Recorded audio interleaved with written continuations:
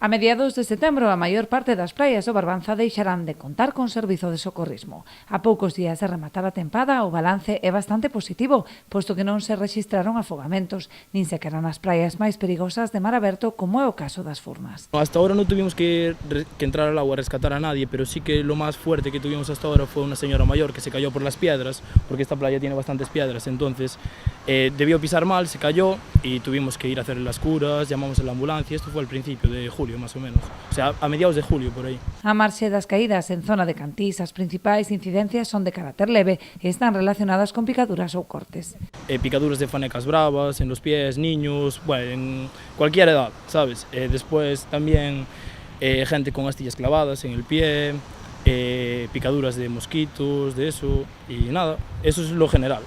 Aínda así, os socorristas aconsellan non baixar a garda e lembran aos bañistas a importancia de seguir as súas indicacións para evitar asumir riscos innecesarios e gozar de xornadas tranquilas nas praias. Por lo general la gente sigue nuestras indicaciones perfectamente, pero bueno, sí que alguna vez tuvimos que bajar a llamar la atención a alguien porque pasan de todo y se siguen bañando. Si tenemos la bandera roja o así, lo hacemos por precaución y ellos se bañan igual, entonces tenemos que ir a llamarles la atención, ¿sabes?